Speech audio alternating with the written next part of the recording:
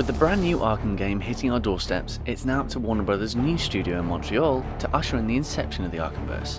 But can the new kids on the block maintain the quality seen before? Watch on to find out. No such thing as a Batman, eh? As Origins chronicles the start of Bruce's crime-fighting career, he's therefore yet to form an alliance with James Gordon from the GCPD, being seen as nothing else but a myth.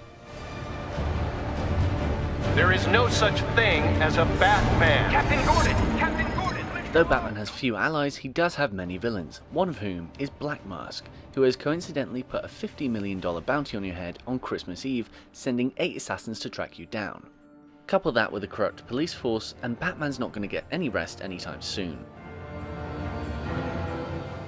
Of course, you'll also get to encounter many of the famous rogues gallery, but nevertheless, Alfred is always on hand to try and steer you clear of danger. Those assassins will all fail their mandate if you just spend the evening here.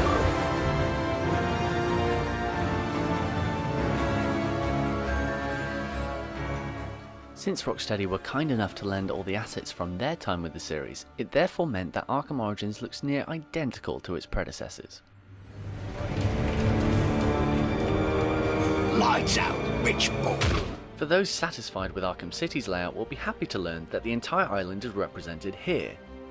This means that not only can you revisit the likes of Wonder Tower, the Monarch Theatre and Crime Alley, but also the Cyanus Factory before Joker had his way with it.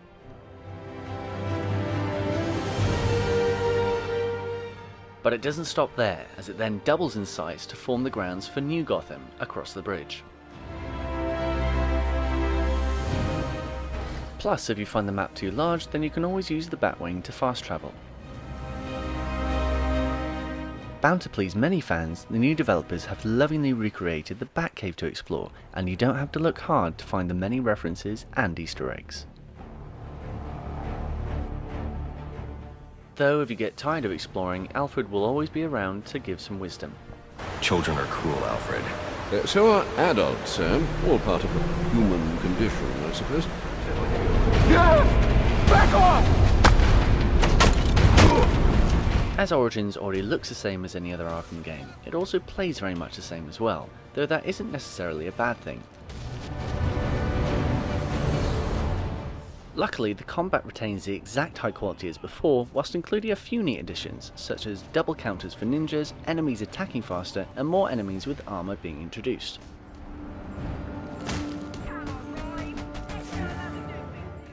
Though a lot in the game does seem more of the same, the team did manage to reinvent the detective vision.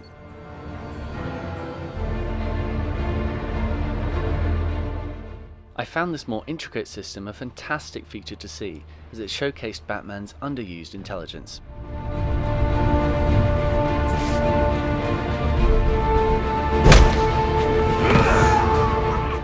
When it came down to the boss fights, I was happy to see a lack of Titan-sized Jokers. Instead, this time the team had decided to give them a more cinematic approach, which I found helped set each one apart. They didn't hit the spot all the time, but they headed in the right direction. Kill you! Then I'm gonna jumpstart your heart. And kill you again! With all the story content crammed into this pack, it's easy to forget that this title has a multiplayer mode, a first for the series. The Joker and Bane gangs are trying to free their imprisoned comrades. Stop them, or their thug army will be unstoppable. In the mode, 2 people are cast as the Cape Crusaders and 3 people on each of Joker's and Bane's teams of criminals as they fight for supremacy.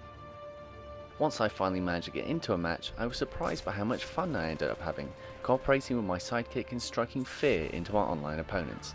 If only to add some longevity, I suggest you take a chance in the mode. You might be pleasantly surprised.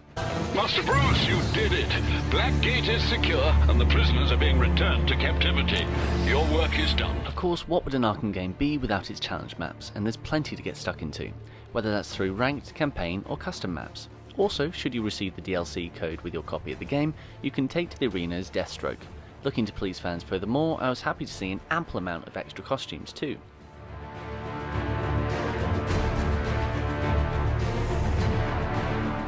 There's also the addition of a new challenge mode called 1 to 100, wherein you must fend off a relentless stream of enemies.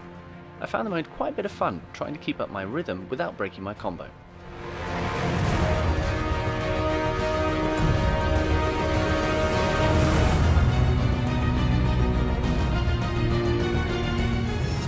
Taking a step back and seeing Montreal's attempt at the series, you have to admire the amount of work and passion they've poured into the project.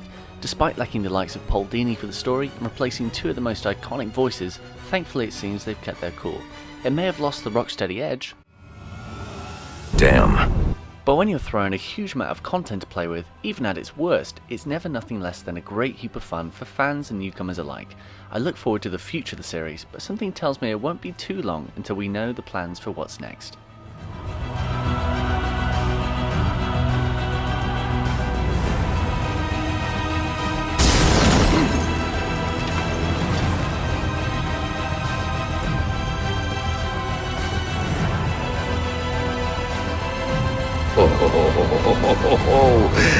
Nice. Regardless of its small inconsistencies, Warner Bros.' new studio in Montreal have proved they have what it takes to create a great Batman game, which is why we give Arkham Origins an 8.5 out of 10.